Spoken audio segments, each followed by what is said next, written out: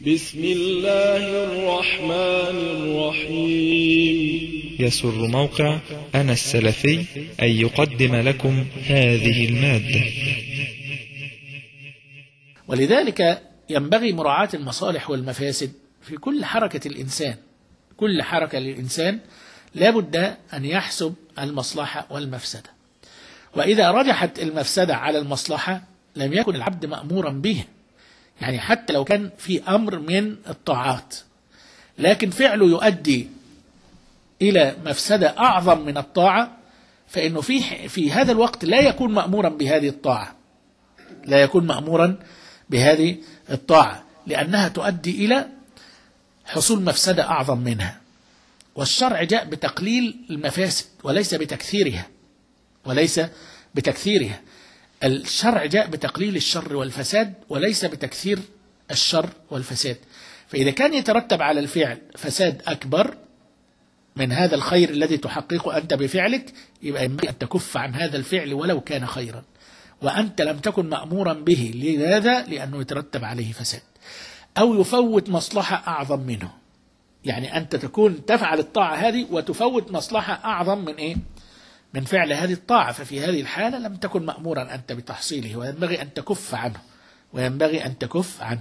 النبي صلى الله عليه وسلم وهو بمكة كان يطوف بالكعبة وحولها الأصنام، لم يكسر صنما ولم يطمس رسما من على الكعبة، وكان يطوف بها وحولها الأصنام.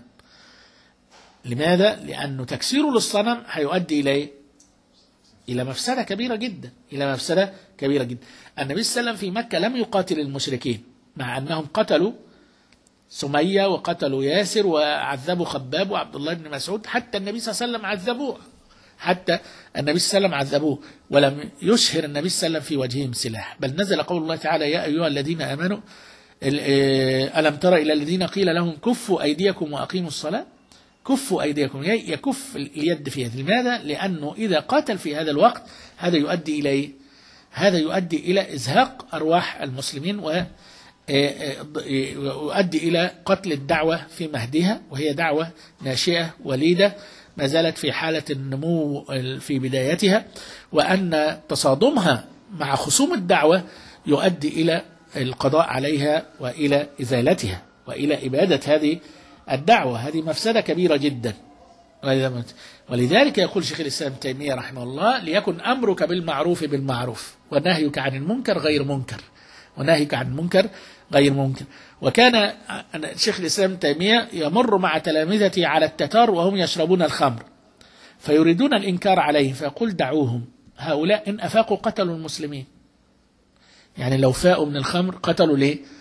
المسلمين. إذن هذه معصية أقل من معصية قتل النفس، أقل من معصية قتل النفس. والمؤمن مأمور بتقليل الشر والفساد، مأمور بتقليل الشر والفساد.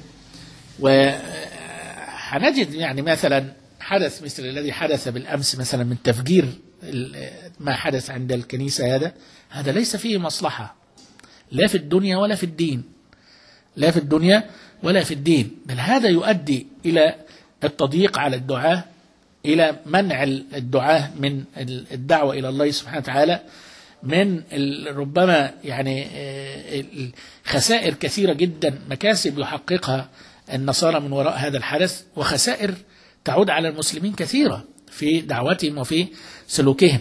وماذا استفدنا يعني من هذا القتل اللي فيه غدر وغيلة؟ يعني هذا نوع من القتل فيه نوع من الغدر ونوع من الغيلة. يعني ناس يسيرون في الطريق أو في معابدهم أو في شيء من هذا، ثم يحدث تفجير فيقتل من يقتل، ويقتل معه ناس من المسلمين أيضا، ناس من المسلمين. فهذا الحدث ليس فيه مصلحة البتة، بل كله مفاسد، هذا فيه كله مفاسد. فنقول حتى لو كان فيه مصلحة في قتلهم ويترتب عليه هذه المفاسد الكبيرة جدا، هذه المفاسد الكبيرة جدا، هذه قد تؤخر الدعوة سنوات. يعني هذا الأمر قد يؤخر الدعوة سنوات، وهذا سيظهر له بعد ذلك الآثار السلبية التي تعود. هم يحققون من وراء ذلك مكاسب كبيرة جدا، من مساندة الغرب لهم والتضييق على المسلمين في بلادهم طبعا الضغوط الشديدة على الدولة، هز استقرار الدولة في الداخل، لأن هذا يؤدي إلى هز الاستقرار الموجود في داخل الدولة. الدولة إذا حدثت فيها فتنة هذه ستأكل الأخضر واليابس، هذا سيصبح الإنسان غير آمن على نفسه وعلى ولده وعلى زوجته وعلى ابنته وغير ذلك. لو حدث نوع من الاضطراب الداخلي، يعني تصبح دولة فيها اضطراب داخلي وما فيش تمكين للأمن على والسيطرة على أفراد المجتمع، هذا معناه غياب الأمن، معناه ضياع للمجتمع كله. يعني غياب تحقيق الأمن للأفراد ضياع للأفراد. صحيح هو في مظالم كثيرة جدا من الأمن وفي مظالم كثيرة جدا من القيادة، لكن هذه الدولة اللي فيها ظلم هذه أفضل من لا دولة، أفضل من ألا تكون هناك دولة. يعني هذه الدولة مع ما فيها من الظلم، احنا شفنا صدام حسين قد ايه كان بيحكوا عن مظالمه في الشعب، لكن لما غير صدام حسين هذا الظالم اللي كانوا بيقولوا عليه انه ظالم وكذا يفعل كذا وكذا وكذا وكذا، الوضع بعد صدام حسين احسن لاهل العراق ام في عهد صدام؟ يصبح الانسان غير امن لا على زوجته ولا على ابنته ولا على نفسه ولا على ماله ولا على داره ولا على عمله ولا على شيء، والتفجيرات تحدث في الطرق تأكل الأخضر واليابس. يعني إنسان يمشي في الطريق كده يخرج الصبح مش عارف يرجع ولا ما يرجعش، الولد يخرج يروح المدرسة يرجع ولا ما يرجعش. يعني سرقة الأطفال وتقطيعهم وبيعهم أعضاء بشرية، سرقة الأموال من البنوك من الديار، خطف النساء، خطف البنات وغير ذلك. هذا في مجتمع غير لا يتوفر فيه شيء من الأمن. أي اضطراب في مجتمع يؤدي إلى غياب تمكن أمني حتى لو كان ظالم، لأن هذا الظلم محدود.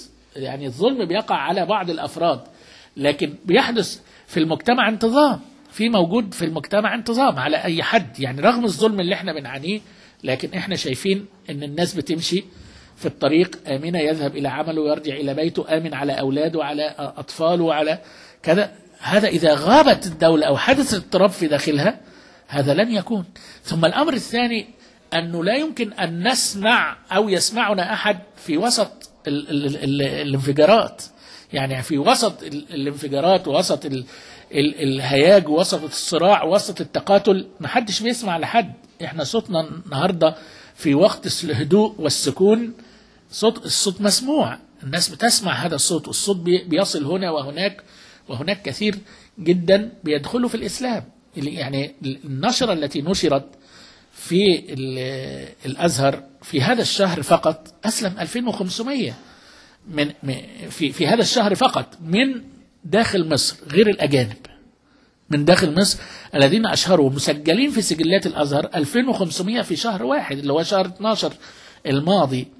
2500 هذا خارج من الايه من الأزهر.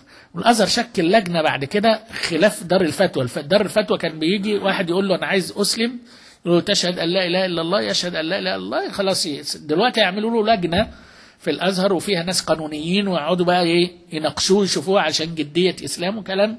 يعني لكن الشاهد إن إحنا في الهدوء نستطيع إيصال صوتنا إلى كل الناس والناس تسمعنا في الهدوء، لكن في وسط التقاتل والصراع والتفجيرات وغير ذلك وهز استقرار البلاد هذا يؤدي إلى فساد كبير جدا. هذا يؤدي إلى فساد، هذا بعيد عن النوع من أنواع الخطاب المتشنج والخطاب العصبي اللي بيصدر من بعض الناس. هذا الفعل ليس فيه مصلحة البتة، بل فيه مفسدة كاملة لا يشتمل إلا على مفسدة. ونحن نثق تماما أن هذا الفعل لم يفعله أحد من الجماعات الإسلامية، لأن جميع الجماعات الإسلامية أوقفت هذه الأعمال تماما في داخل مصر. حتى الجماعات الجهادية كلها أوقفت العمليات داخل مصر. الجماعة الإسلامية يعني نبذت هذا التصرف وهو العنف، وهي ملتزمة به التزام شديد جدا. نحن نثق أنه ليس هناك أحد من جماعات المسلمين في هذا. مصر مع ضعفها اللي انتم شايفينه ليه هي الرأس، وكل أنظار الناس يعني مشدودة إلى مصر. كل أنظار الناس مشدودة إلى مصر. مصر إذا قامت ستقوم قائمة المسلمين جميعا، وإذا ضاعت سيضيع ملك المسلمين.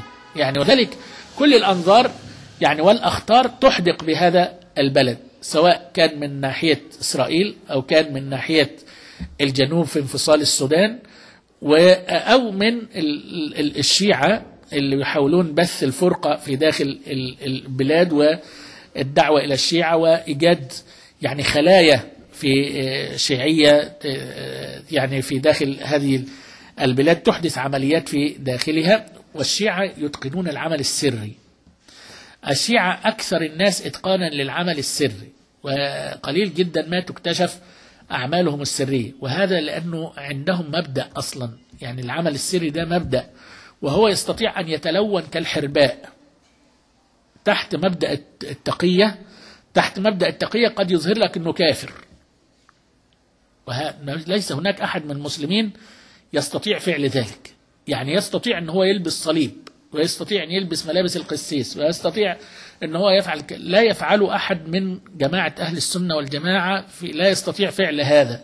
يستطيع أن يتلون ويدخل الكنائس ويتعبد فيها معهم ليحقق مأرب له.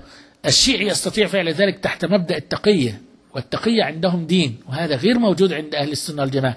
ولذلك هم يتقنون من باب التقية يتقنون العمل السري. وعلى مدى التاريخ كانت أعمالهم كلها أعمال سرية، سواء كانت دولة الحشاشين ودولة القرامطة، كان دولة الصفوية، الدولة العبيدية. هذه الدول كلها كانت تعتمد العمل السري على في يعني في ديدنها.